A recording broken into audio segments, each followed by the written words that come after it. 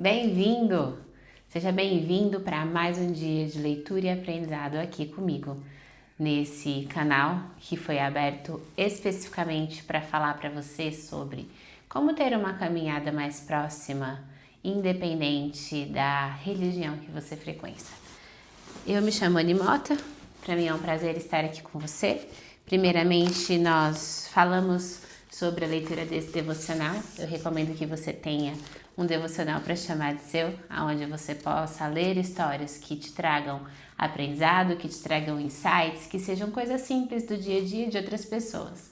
Ao olhar a história de alguém, a gente encontra pontos a solucionar na nossa vida. Não deixe de observar, faça de forma intencional. Leia sim as dificuldades, mas buscando os pontos de virada que essas pessoas tiveram.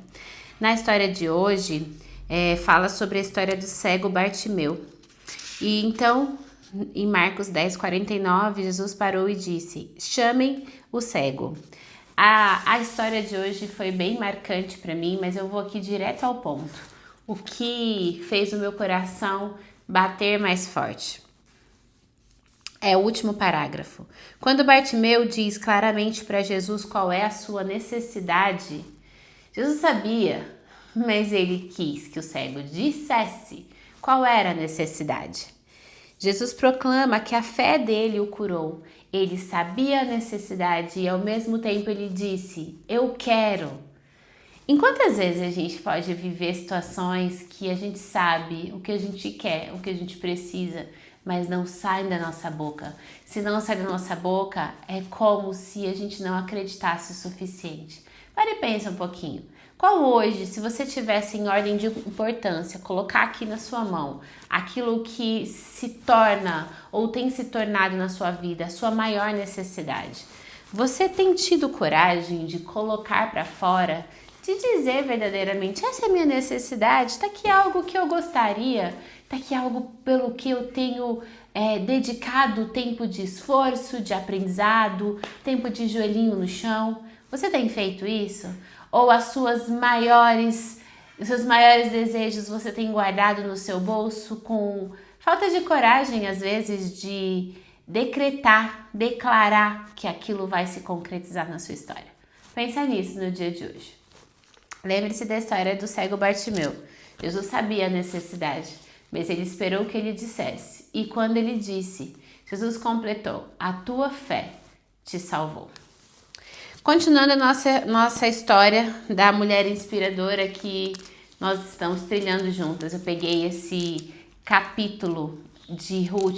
esse livro de Ruth, para destrinchar ele com você e buscar os nossos maiores aprendizados. No nosso último encontro, falamos sobre o capítulo 2, quando Ruth fala para Boaz: o que você viu em mim? Eu te deixei uma tarefa, se perguntar a respeito, nessa mesma perspectiva que Ruth teve. O que será que você viu em mim? E aqui vem a resposta. Olha aqui a resposta de Boaz quando Ruth fez a pergunta. Já me foi completamente mostrado tudo o que fizeste para a tua sogra desde a morte do teu marido, e como deixaste o teu pai e a tua mãe e a tua terra natal e vieste a um povo que outrora não conhecias. Naquele momento, Boaz já sabia quem era Ruth. Ele já sabia que ela tinha um grau de parentesco com ele. Ele já sabia que ela não tinha mais marido. Ele já sabia que ela tinha decidido abandonar a família, a terra dela e acompanhar a sogra. Ela não era obrigada a fazer aquilo.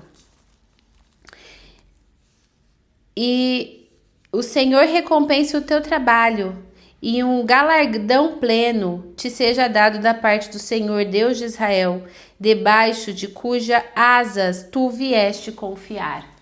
Aqui ele demonstra a fé, o contato, a proximidade que ele tinha com Deus. Então ela disse: permita-me encontrar graça à tua vista, meu Senhor, pelo que me consolaste e pelo que falaste amigavelmente à tua criada. embora eu não seja como uma das tuas criadas. Ela está aqui pedindo condescendência. Seja generoso comigo. E Boaz lhe disse: na hora da refeição, vem tu para cá e come do pão, e molha o teu bocado no vinagre. E ela se assentou ao lado dos ceifeiros, e ele lhe serviu grão tostado, e ela comeu. E ela ficou satisfeita e se retirou. E quando ela estava de pé para colher, Boaz ordenou aos seus moços, dizendo: deixai-a colher também do meio dos feixes, e não a censureis. Ela começou pegando apenas o resto, certo? Só o que ficava para trás, o que ninguém pegava. Aqui nesse momento, sem ela saber, Boaz deu uma ordem aos seus servos: deixe que ela pegue também do meio. Ele já havia autorizado ela comer à mesa. Ela não estava mais como uma apartada ali que estava passando necessidade. Ela já estava comendo no meio dos ceifeiros. E também deixai cair propositalmente alguns dos punhados para ela, e os deixai para que ela possa apanhá-los, e não a repreendeis. Isso aqui é o favor. Sabe quando as pessoas perguntam: o que eu faço? Anne, tá tão difícil a minha vida. O que eu faço para conhecer o favor de Deus? Ruth saiu da terra dela. Largou tudo que ela poderia ter. Deixou família. E ela foi com a sogra. Por que ela foi? Sabe quando o seu coração te diz algo? Quando você tem uma sensação que algo é para você fazer. Aquela sensação fica latente. Seu coração fica ali batendo, insistindo. Mas a vida acontece, sabe, gente? Tantas coisas vêm, roubam a tua atenção, roubam o seu tempo. E aí quando você percebe, acabei não fazendo, mas um dia findou e eu não fiz. Eu havia me programado, mas não concluí, não foi dessa vez. Com Ruth não foi assim. Quando ela sentiu que era para ela ir, que era para ela deixar, ela deixou. E ao deixar, ela experimentou o favor. Ela não só podia pegar no meio dos feixes, ela não só podia sentar-se à mesa, como os ceifeiros receberam ordem para deixar cair pedaços para que ela pudesse pegar. Imagine aí na sua história hoje, se há algo que o Senhor Deus dissesse ao mundo, ao universo: deixe que caia um pouco mais para essa minha filha aqui poder colher. Imagina quanto de abundância, quanto de liberdade, quanto de graça você poderia alcançar aí na sua vida. Assim ela colheu no campo até o anoitecer, e debulhou o que havia apanhado, e foi cerca de 1 efa de cevada. Ela não só colheu, ela fez um pouco mais naquele mesmo dia. Sabe aquela sensação na vida de ver pessoas querendo fazer cada vez menos, de ver pessoas querendo acordar cada vez mais tarde, de dormir o máximo que puder, de comer mais até se fartar, até ter que abrir as calças. Me perdoa dizer isso para você. Você sim deve fazer mais, mas é naquilo que vai te trazer retorno, não só para agora, mas para sempre. Fazer mais aqui na terra do que vai te dar um retorno para sempre. E ela o tomou consigo, entrou na cidade, e a sua sogra viu o que ela havia colhido.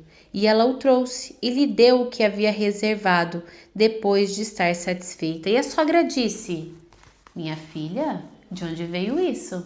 De onde você colheu hoje? E onde você trabalhou? Bendito seja aquele que de ti tomou conhecimento.